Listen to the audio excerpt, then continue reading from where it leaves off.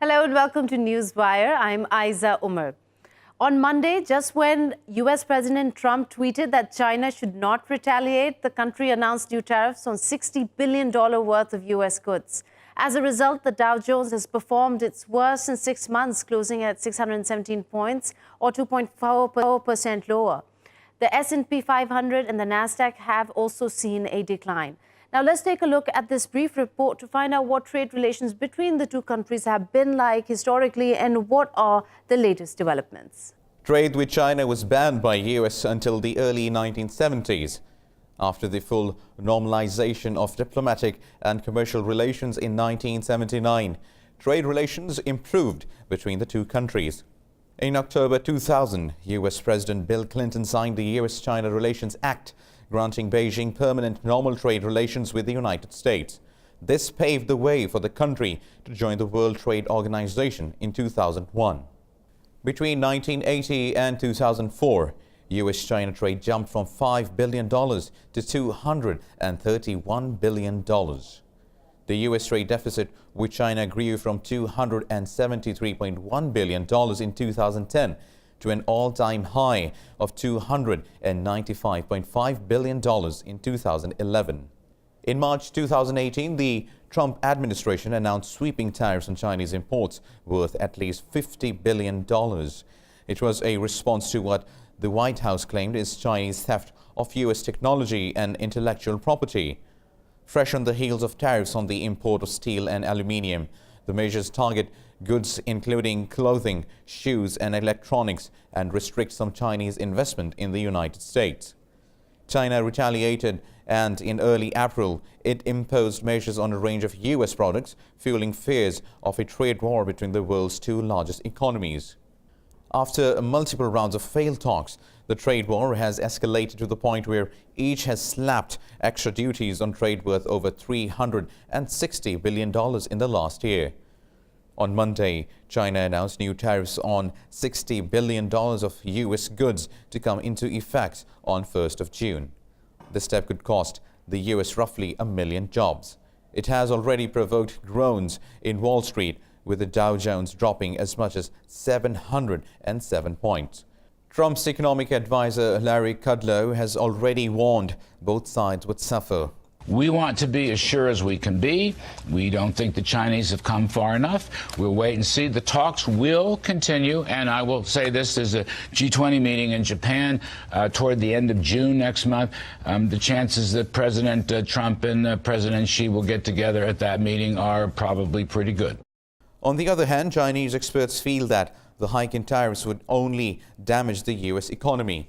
In the short term, China and the US will share the cost of the tariffs. To some, the trade war between US and China may not be of much importance, but experts and White House's economic advisor agree that if prolonged, both sides will suffer in this trade war.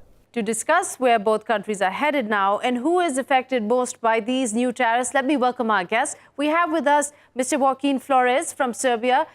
He is the director of the Center for Syncretic Studies and the editor-in-chief of Fortress News. And also from Beijing, we are joined by Mr. Einar Tangen, a political and economic commentator. Welcome to Newswire. Let me start with you, Mr. Einar. Let me start with the basic question. Were you surprised by China's move, or was it completely expected? It was completely expected and actually quite muted, given different things that they could have done. I think China has figured out that the greatest damage to the U.S. is actually being done by Donald Trump himself.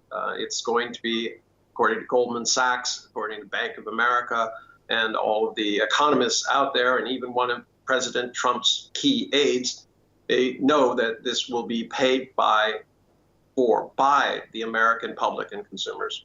Mr. Flores, do you think this goes by what Trump is notoriously known for in how he cuts a deal, that right at the last minute he throws a fit and tries to catch his opponents off guard? Absolutely. I think that you've got it there. Keep in mind also that we're approaching election season, so that means that it wouldn't be the most prudent to come to any deal at the present time, which his opponents and critics could possibly poke any holes in at all whatsoever. And so he's probably looking at trying to kick this ball down the field a bit and wait until after the election, gambling on a re-election, and then maybe looking at solving this perhaps somewhat imaginary U.S.-China trade crisis.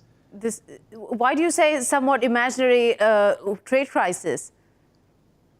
Well, the United States has had a long-time trade partnership with China, and China and the United States have conducted very fruitful interactions for the last number of decades, going past 40 years now.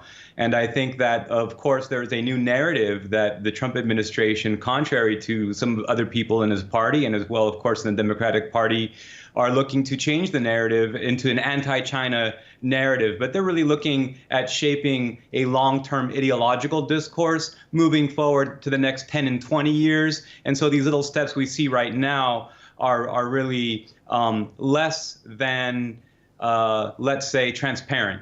Because in the long run, Chinese economy is expected to surpass the American economy, and the United States, of course, its political class needs to save face. Mm-hmm. So that's why there's a lot of imagination going on. But I think they've been quite creative in at least creating the specter of a deeper crisis than it really is. And as our other guest has commented, China's response has really been quite muted.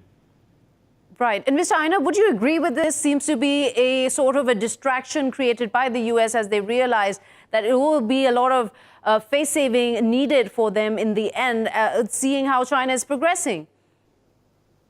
Well, actually, I agree with Professor Flores on his long-term analysis of this. This is, in fact, becoming more ideological. American exceptionalism and the ideas of the last man standing and the end of the world, this thing that everything will be a one-size-fits-all in terms of democracy, capitalism, and liberalism. Obviously, China has a different view of that. In terms of the short term, though, I don't know that this is going to do Donald Trump any good. He's looking at an election where he does not have a lot of good economic news. The last strength that was shown by the last reports have indicated that, yes, everything looks good on the surface. But when you start probing below it, manufacturing is down and so is consumer sentiment. This is going to drive it down even further. The last thing you want to do is going into election, have people going into Christmas not being able to buy toys, not being able to afford the things that they could afford last year. They will remember that, as are the farmers who are now bitterly complaining and marshaling their representatives to start doing something very serious about this. These people are not, figments of imagination. They're not figures on a spreadsheet. They're real people who are going to lose their farms. Right. And this is not something that they take very lightly. And it's also strange that how President Trump seemed almost unfazed, considering that after this announcement came on Monday that China will slap on tariffs on U.S. goods, that the stock market started to decline. I mean, obviously, there is a lot of money lost here, business opportunities lost here. Mr. Flores, do you feel that this also is a disconnect from what President Trump what he believes and what the U.S. economy, where it stands? The endemic problems within the U.S. economy stem back quite a number of decades. It has to do with the deindustrialization of the United States, the outsourcing of productive jobs overseas. But in order to be a successful politician, one has to unite the country around a foreign opponent. And so while all of this has been the doing of American politicians, and I think that at the same on the one level, and agreeing with our guest as well, that that voters will keep this in mind, this economic problem. This is one that people have had for quite a number of decades and really isn't a new problem. And if we look at issues that affect American consumers, are more related to interest rates and credits and less to the position of the stock market. Now, when we look at the particular question of volume trading, this can be manipulated. And so I think that what this is really a sign is that many companies which deal in volume trading and which can manipulate the stock market overnight and can somewhat match reports on the movement of stock indexes to political moves is somewhat holographic and not exactly how reality works on the ground. So we have to bear in mind that there are many businesses that are opposed to this, and they're really punishing him by doing this. But it's not the same thing as realigning the American economy and accusing China of maintaining a deflated currency or suppressed value currency, as we see in the United States, which has also mirrored that policy extensively through its own inflationary policy. So it's a lot of the pot calling the kettle black with American policy. And really, Trump has invented a crisis in order to solve it. And it's really meant as a distraction from America's own internal problems, and which are related, of course, to its speculative-based economy over the long term. Absolutely. And it's a good raise there, especially the point about calling the kettle black. I mean, it is essentially, it started off as the intellectual rights, the whole debate over that the policies that China follows in trade is not fair. It's not as a U.S. would do it. I mean, that could have taken a very different route, essentially, if it hadn't a different agenda, Mr. Einar, don't you think?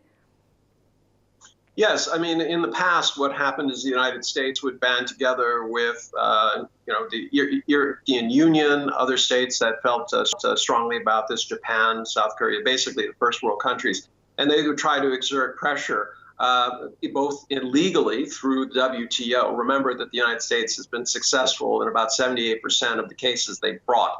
So far from being ineffective, the WTO has sided most often with the U.S. And then politically, by saying that China needs to be more in sync with international standards. Now, ironically, what has happened now is that China has switched gears, and they're now very forcibly pursuing intellectual property rights. Part of that is because China is now the largest intellectual property registrant in the world in terms of countries. And as a result of that, they're more interested in making sure that the intellectual property and the innovation that they want to encourage go forward. But just, I want to go back to a point that my esteemed colleague made. I said, let's put it in simple terms. Jobs are very simple. In the U.S., it's $15 an hour. $15 will get you a day's worth of labor in China. It'll get you a week's worth of labor if you're in Vietnam. So, the idea that these jobs are going to be flowing back, these assembly jobs and things like that are going to be flowing back to the United States, or whether it's retail or footwear, is just kind of silly. You couldn't pay somebody that legally. So how would that be possible? So, I mean, this is a manufactured crisis. Unfortunately, I think Donald Trump has overplayed his hand.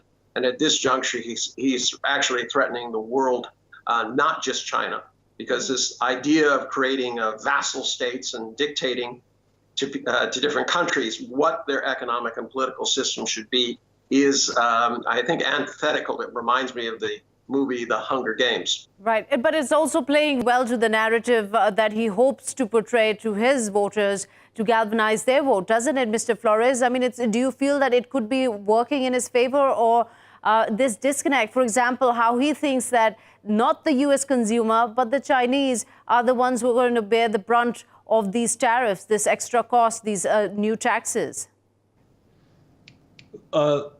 So working people and middle-class people in the United States will always bear the brunt of the economic malfeasance of the American elites. And this is a standard rule in how American society functions. And this is not going to change under Trump or under anyone else in the foreseeable future. But a point I think that needs to be made is that in terms of making America competitive with the rest of the world, the primary issue is really looking at the inflated value of real estate in the United States. And once that issue can be tackled, and of course, Trump, as a real estate mogul, understands real estate more than anyone. And I think that one of the things that we can be looking at going into the second term and galvanizing the public and stoking public support and really attacking the Democrats, because it was Obama who followed through with Bush's bailout and the quantitative easing program, which really alleviated banks to the demise of American people, so to speak. So following this populist rhetoric, I think what we can see are more promises that probably will never be fulfilled, but at the same time are important promises to make. And unfortunately, the American voter has been conditioned for so long to believe in promises, and their memory is very short. And so I think that in a very cynical and perhaps even Machiavellian way, Trump administration campaign experts understand this. And so they're going to be looking at attacking the banks who hold mortgages and have many properties that are not on market. And he's going to be saying, well, these now need to be put on market, that this will further decrease the value of housing. And it's the cost of housing and the associated cost of rents for businesses, which are inflating the cost of the value of the dollar. And so then suddenly, if he can make that argument, I'm not saying that he can make this a reality, but if he can make that argument that this promise is possible, then he can regain support, because there's a certain logic to that idea that you can reduce the value of properties, and then you can also reduce the international value of the dollar without changing the nominal numerical number in the United States. So Americans won't perceive that they're earning less, even though their dollar is worth less. And if their rents were lower, then their wages would actually be lower and be competitive on a global level. Yes, and Mr. Einar, do you feel that the same note after China announced its plan of raising tariffs, when President Trump continuously says that China was retaliating against U.S. farmers whom he would allocate funds to help? Is this the same sort of kind of different world he's living in that doesn't relate to reality at all? No, I mean, Donald Trump is a savant when it comes to manipulating the public. He schooled himself very well, first under the lawyer who was under the McCarthy hearings. This is the anti-communist things. This is a guy named Roy Cohn, who he's admitted was his mentor, and also through his reality show. He looks at the stats very, very carefully. As we know, he watches TV more than he reads reports. So he understands how this goes, but he's running out of runway. The fact is, he has to deliver. And if we go into, as I said, into a Christmas time and people find that they cannot buy toys for their children, they cannot afford the things that they had before, they remember that. Now, in almost all cases, these elections are decided by people reaching into their pockets and deciding whether there's more or less money than the last time that they checked at the last election. So in Donald Trump's case, he needs some positive economic news. $2 trillion has disappeared from the world bourses. More could come. So, Mr. Flores, have trade tariffs ever worked? I mean, can we look back in history? Can we look at what Obama did during his time when he imposed tariffs on tires? I mean, has there been any kind of positive spin to putting trade tariffs?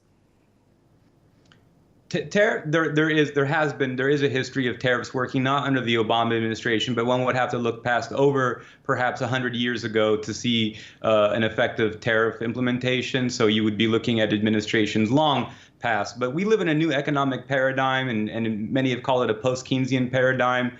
And I think that when we look at really Trump's viability and his political clout, China is not his only issue. So we have to sort of disconnect the future of U.S.-China trade relations and trade talks and moving past this impasse and his credibility as a candidate in the coming elections, because he has Christian Zionists, he has conservatives, populists. He has people, of course, who are looking at this question of manufacturing, but that's only one segment of his base. And there are many other things to attack his opponents on, and there are many distractions that can be laid out. And I think, as Mr. Einar has so articulately and beautifully spelled out for us, he's a master manipulator and completely understands the American mindset. And I don't think that the American mindset is strictly economic in its viewpoint. I think that the level of destitution in the United States has already reached such unprecedented levels, and the unemployment has already reached such high levels, unprecedented in the past, in real terms, in terms of the hours that people work and the real dollars that people make, that people are not looking at this Christmas as a definitive Christmas that's going to determine whether Trump has their vote or not. It's going to be how convincing his promises are. Right. Thank you so much there, Boris, for your input. Now, Mr. Einar, if we are to also take a wider look at this, besides whether they have worked or not, clearly having worked 100 years ago don't resonate with the globalized sort of economy that we have in today's world. But who is losing out more? Is it the US or China? Or is the global economy at large the one who is facing the biggest fall from this? Well, if I was to rank them, I would say it's probably first the U.S. consumers. I would agree with my colleague on that. The second, I would put the world, because this is hitting countries that are in essence defenseless at this point. They don't have the kind of strength and power. I mean, remember, the whole basis of what Donald Trump says is that the richest, economically, politically, and militarily powerful nation has somehow been a massive victim of the last 30 years, despite having taken the lion's share of 2/3 of the world's profits and seeing its 90% of its people actually take a 0.4% decrease in the amount of their real property. China, I think, is the last. I think they actually have the toolbox in order to do what's necessary to keep their economy afloat. Remember, about 78% of their economy is now internally focused. 15% is on these exports, and the U.S. is only a portion of that. Will it hurt? Will companies go out of business? Absolutely. But the first tranche of tariffs was actually much more destructive to China. The second tranche, I don't think, is going to be as destructive because they've retooled. And it's part of the reason that they're not willing to accept the dictates of Washington. And this idea that somehow, while you're negotiating, you have made promises before you reach an agreement is kind of strange. Right. I'm a lawyer. I don't think I've ever been in a situation where I've said, oh, you made promises during the negotiation, and therefore you have to keep them. The negotiation is about an all parts equal, right, and both sides agreeing. So clearly, President Trump being up to his reputation of being extremely volatile, whether it's on a business agenda or in an international economic forum. Here, I'd like to welcome another guest joining us, Mr. Brian Wong. He's a political commentator and analyst joining us from Oxford. Welcome to Newswire. We're just discussing what exactly President Trump might be up to here. I mean, there are lots of theories that have been floated by our guests, but let's also mention here that his economic advisor, Larry Kudlow, is not just the only one who's come out and said that he doesn't agree with President Trump, and it's actually the U.S. that is going to suffer most about this.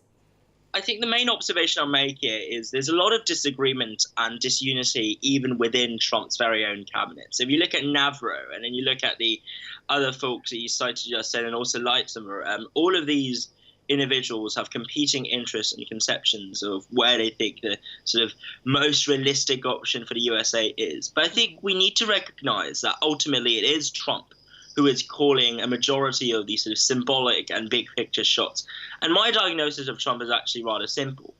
At the end of the day, this is a ploy on his part to get re-elected. And Trump was never elected necessarily on promising realistic policy consequences with well-measured and quantifiable sort of economic rationale underpinning it. It's instead all about the optics, all about the symbolism, all about the perception. And I don't think there's anything that's more persuasive to the electorate and his very own base than seeing his president, their president, deliver effectively in what he set out to do in his election with strength and with aplomb to some extent. So I think we can interpret Trump's recent hardening as both a setting or paving the way for his getting re-elected next year, but also just as a way on his part to assure his voters that he is capable of delivering at least something, given his failure to pass the wall bill, his failure to completely scrap Obamacare, his failure to pull America out of various international agreements that he eventually decided not to. I think he's repeatedly failed in his delivering his so-called promises, so he may as well try and deliver this one just for the sake of preserving his face. I think that's the most reasonable interpretation. And we can obviously add all sorts of theoretical reasoning and nuances to kind of explain what is going on. Right. But so if it is an election bid for G20, I mean, it really brings into play here how the U.S. firms that are being affected by these raised prices, since the U.S. consumer, the American consumer is the one who is going to pay the brunt of these increased taxes. I mean, how is it going to eventually work in Trump's favor when the businesses are the ones who are suffering the most right under him? So I think it's worth noting that the contrast or the keynote here is that the large corporations and businesses do not necessarily suffer that much from this particular trade war, both in terms of the fact that they have access to existing capital to draw upon, but also that a lot of their major sectors and major sources of revenue simply aren't that heavily hit by the trade war. What we're looking at here instead are sort of the M&Es, sort of this medium and small enterprises, as well as agricultural farmers and individual producers. And you're right that they would eventually be hit by the consequences of it, which is why I don't necessarily think Trump, as I said earlier on in an interview, I think with you guys a few days ago, I don't think Trump's going to persist with this, right? You see that China has already increased tariffs in response to Trump's actions here, and you see that there's already an apparent backlash. So I highly doubt that Trump would be playing this stern and hard set of cards as he is currently doing for an extended period of time. So it's all for show at the moment, and I'd be very surprised if this is still ongoing in 1 month's time, because as you said, eventually, yes, some of his voter base would be adversely affected. Right. Okay, so Mr. Einar, very quick from you. The American companies that are suffering from these tariffs because they are going to be paying for the increased taxes, is China that important? I mean, in terms of trade volume, in terms of the goods and the categories that come under it, or can they simply buy these goods from other countries? Well, China can buy these goods from other countries. The U.S.'s main competitor is not China. It's actually Europe, because they produce everything that we produce. In terms of the U.S., I can tell you that I was chairman of my state of Wisconsin International Trade Council some years ago. 40% of our economy was linked in one way or another to our exports. So, yes, it will hit very hard. Remember, this is about $1.7 trillion, 1/10 of the United States GDP. You take that out, or you threaten even a portion of it, you're going to have a lot of suffering. The economic tailwind that was pushing things up will reverse directions, and you'll see a downward spiral. All right. Thank you so much, Mr. Einar, giving us his views on the China-U.S. trade war. Now, coming back to you, Mr.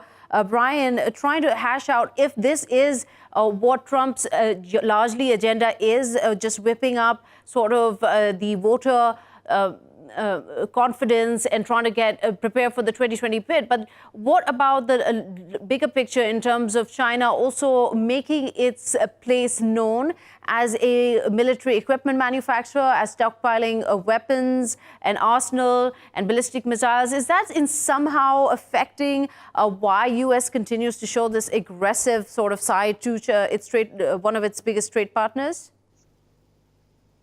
So that's a very good point that you're making there. I think the observation I'll note is that the Made in China 2025 policy or program that was introduced by China roughly 1.5 years ago, or outlined in Li Keqiang's speeches, was effectively an attempt to sort of increase or boost the production of key strategic industries and industrial sectors within China, such as the military sector, such as a high-end technological sector that China, by 2025, would want to be more self-reliant on its own production than external imports and whatnot. And that was a sort of developmental goal that was outlined by the current administration a while back. And obviously there is the US concern that arises on two levels, right? The first is the fear that means they no longer will have a lot of leverage or control over China in these important sectors, or at least in the supplying of the not raw materials per se, but the technological expertise and the labor to actually develop these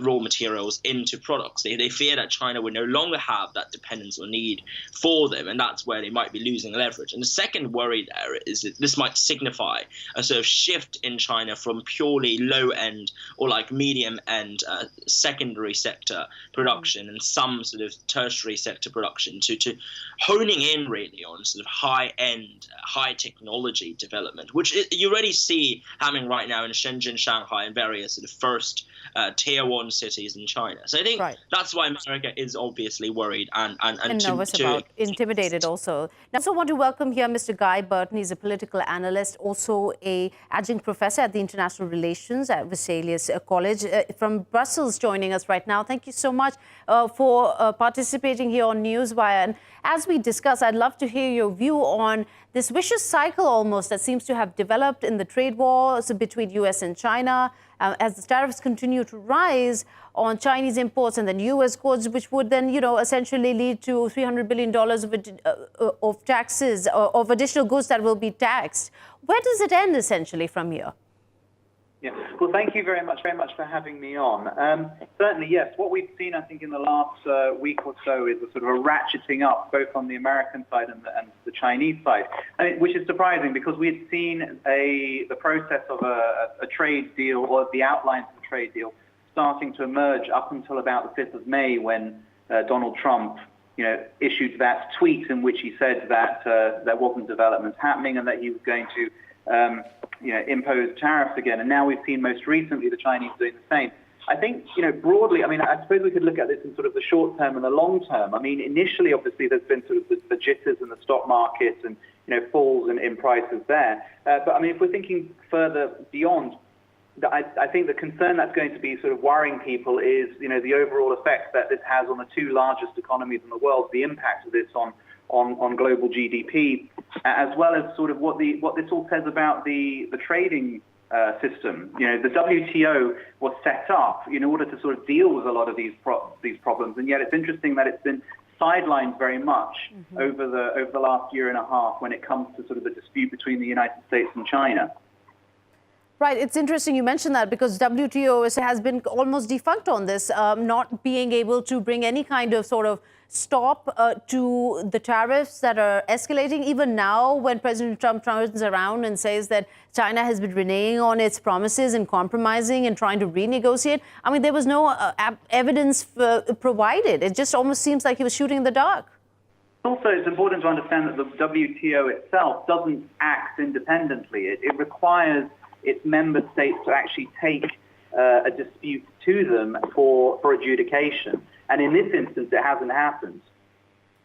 Right. And meanwhile, economists, not just from the Federal Reserve Bank of New York, but also Princeton University, Columbia University, and generally a lot of numbers are coming out and saying that this, as a result, is affecting U.S. businesses more, especially from steel to washing machine. It's costing U.S. firms something and consumers to the tune of $3 billion. And this is something that President Trump refuses to acknowledge in any of his statements as he goes ahead with this war. Yeah, so I've also seen some analyses that suggest that the actual impact hasn't really been started to be felt yet by American consumers. Certainly, sort of further down the track, we would expect that. It's going to not just be, but at the same time, it's important to understand that there are winners and losers that are involved in any kind of trade dispute and any kind of introduction of tariffs. So, for example, yes, consumers do lose out because, of course, they're going to be paying more. But then domestic producers themselves can benefit because they're facing less competition. So, does President Trump really expect, if we are to put aside the sort of election gimmick that he's trying to play to galvanize votes, is he really expecting that this move could jumpstart the local industry, the manufacturing industry, by raising tariffs on goods that have been imported from China for decades on end? I suspect that we know that he came to office, or at least a lot of his campaign was based on sort of protection of jobs, of standing up for sort of for the small guy in middle America. So he had a very sort of protectionist campaign, which sort of set him apart from from the rest of his Republican Party, who tends to sort of see themselves as much more free trade and very much more pro-market. So, and what's interesting in looking at American politics is how there's now sort of a crisscross happening between Republicans and Democrats. Some Republicans who find what the president's doing, they're seeing it with horror, whereas some on the Democrat side who would, on almost every other subject area, oppose the president, sort of are sympathetic towards that. I'm not saying all of them, but certainly I think you've seen the politics mixed up there in the United States. All right. So here we're also joined by Ms. Claudia Astarita. She's a political analyst joining us from Paris. Welcome to Newswire. Ms. Claudia, what we're talking about essentially is that how various economists across the board in America especially have been horrified by what President Trump continues to do, and also highlighting that up to $1.4 billion in losses linked to depressed demand have also incurred as a result of his moves. Do you think that this is a small price to pay in order to boost the American economy to be more self-dependent than dependent on imports? I think, well, the way I'm looking at the deal is more related to how this is going to have an impact on the geopolitical relationship between China and the United States. Because I think Trump is not necessarily focusing too much on the economic consequences on the deal, but is looking at the way in which America today wants to deal with China. This is the issue. And I think is okay. It's okay for him to pay an economic price, also because he knows that China will pay an economic price as well. But barely. They're not on the same page at all. They're completely different. I mean, China is barely facing the brunt of what he's doing. But on that note, let me bring in Mr. Brian again. You heard what Ms. Claudia also said. It seems almost like an ideological war. Do you think the One Belt Road Initiative has a lot to do with this? I mean, I think the underlying commonality between the Belt and Road Initiative and how China has been reacting to American provocation is probably largely the same. That there's a view that China wants to assert the idea that it is and could become a global, not only global power per se, but also global leader that has a dominant role to play within leadership structures and also economic structures like trade and whatnot. However, I do not necessarily think that you can interpret this trade war simply from the lenses of Chinese nationalism, or on the basis that I think large swathes of this trade war actually came in the first place from American nationalism, or rather a new, unique form of isolationist economic vision propagated by Donald Trump. So in many ways, China's response isn't so much a nationalistic projection. Now, do you think China has vested interest or ulterior motives in fighting this trade war and continuing its ideological project? I definitely wouldn't say no, because obviously China has their own interest. But is it fighting this ideological war? Thank you so much there, Mr. Brian. I'm going to bring this question that Mr. Brian made a comment on, Ms. Claudia, to you. Is this essentially a thing that China is either being dragged into or responsible for having stirred it up to this frenzy right now? Well, the way I see this, all this is more like it's the United States that are changing the rules now. It's the United States that are afraid that China is becoming more and more powerful, and the United States are afraid that they're not able to deal with China unless they emphasize once again that they are the major economic, political, strategic power in the world.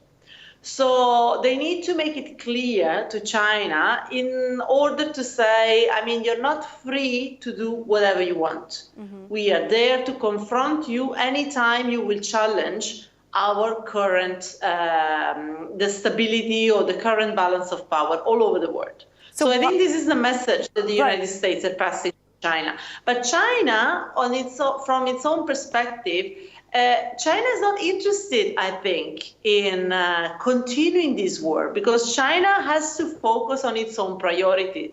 At the same time, how could China not respond to such a war? Because China would appear as a weak country. Exactly. It would be about sovereign pride if China were to take a softest response to this, even though I feel that the response time that China has taken each time that President Trump has come out with these tariffs and these crazy announcements seem to suggest that it's making a very cautious move. Is that a correct interpretation of it, or do you feel that it's really a very complicated situation that takes time to respond?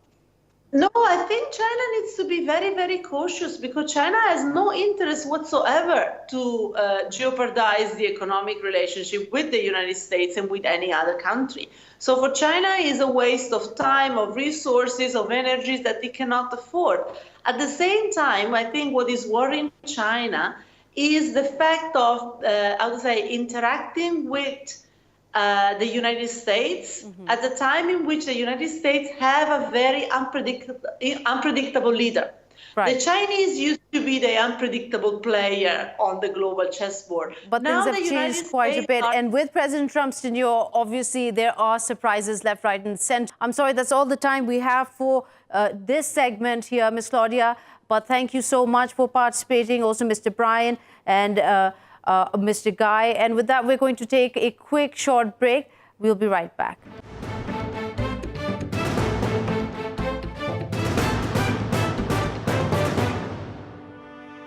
Welcome back. You're watching Newswire with me, Ayza Omar. Now, Colombo was placed under indefinite curfew on Tuesday after anti-Muslim riots shook the island nation. The backlash in the wake of the 21st April Easter bombings killed over 250 people. And now the backlash, we see protests by mobs across the island. Prime Minister Ranil Wickremesinghe addressed the nation on Monday night, saying that a countrywide curfew was declared to prevent unidentified groups orchestrating communal violence. And to discuss the latest developments that are unfolding in Sri Lanka as a result of this curfew, whether this is helping or not, and more, we will be joined by our guests in Colombo. Both of them are journalists. We have with us Ms. Chandani Kirinde and Ms. Chathuri Dissanayake. Welcome to Newswire. Let me start with you, Ms. Chandani. This wave of unrest, the latest wave of unrest after the 21st April bombings, was there a particular incident that started it all? They have seen a lot of tensions between the Muslims and the other communities, mainly the Sinhalese and, of course, some of the Catholics as well, since the 21 incidents. But now it's 3 weeks since then, so things have been pretty much under control. But the latest incidents were triggered on Sunday night, and it's difficult to say there was a particular thing set it off. They have been like sporadic incidents where Muslims have come under threat. But in the latest wave of violence, which has hit the northwestern province of Sri Lanka, where Muslims live in pockets among the Sinhalese community. That's where much of the violence started, where the Muslim business establishments were targeted, as well as mosques. So they seem to be a group of organized mobs that have been going around damaging. Is there any understanding, any reports, any information on who might be behind leading this organized group of mobsters? There is no information as such, but till by now, police have apprehended about 20 suspects from, the areas that were affected, and they have been produced in court. So investigations are underway. Right. Okay. It's difficult to tell if there's a political angle to it or who exactly is involved, but it is an organized group. It is very difficult to identify who they are at the moment. Okay, so Ms. Chathuri, what is your understanding from your reporting on the ground? Do you feel like this curfew has brought some kind of peace to the region? So the curfew right now is only for northwestern province, where most of the violence is. The rest of the island, the curfew was lifted at 4 o'clock in the morning. So as far as you can see now, after the army has been deployed to that province, things have come under control. So there is a huge military presence, and you don't see any mobs anymore. Yesterday, even during the curfew, there had been mobs going around, but as soon as the army has been deployed, things have been brought under control. So is it just the mosques that were being attacked by these mobsters, or were they businesses or schools? And in what areas was it? This is in Kurunegala district and Chilao district. So most of the Muslim communities in these two districts live in small pocket-sized villages among a lot of Sinhalese community, and they are traditional Muslims. Right. They have been living harmoniously to date. So the community was taken by surprise. But they say that they expected it since Sunday. because there had been tension brewing. So it is only mostly the shops, the commercial establishments and mosques that have been targeted. Some houses have been targeted in certain isolated villages. So there is also some sort of, there are reports coming in, Ms. Chandani, if you could comment on this, shed some light for us, from Muslims who are claiming that it is stirring in a way a lot of sort of sectarian unrest in the region where generally different religions were living in peace and harmony. There are incidents being reported where in commercial setups, doctor offices, Muslims are being targeted for wearing abayas or for essentially following their faith. Yes, the tensions between the Sinhalese and the Muslims have been sporadic incidents, say, for the past few years. But they've been like one-off incidents where there were, some businesses were attacked and then, it wasn't widespread. But since the 21st April attack, things really, the kind of suspicion with which the Muslims are being viewed by the people, of course, really increased.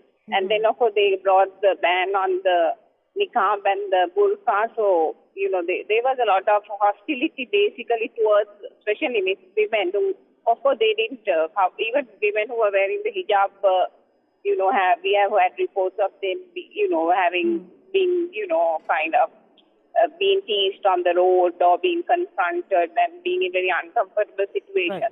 Right. So, I think that the things that were anyway simmering for a long time kind of came to head after the 21st. And of course, they have been, the government has now, since the 21st, for 3 occasions, they have clamped down on social media like Facebook and WhatsApp and all, because there were all kinds of rumors being spread. And, there's been a lot of hate. There are also complaints here, Ms. Chathuri, from various who have been a victim of these assault from these organized mobs that have been protesting, that the police and the army and the security officials in the area, they don't stop the protesters and they just look the other way as they continue to trash residents and commercial property. What can you tell us about this? That is true. There has been incidents where people have even complained to us who are on the ground that the security forces, especially the police, have not been able to control the mob. The problem here is that the local police stations and the local police force will not have the kind of manpower to deal with a large mob of 500 people coming into attack.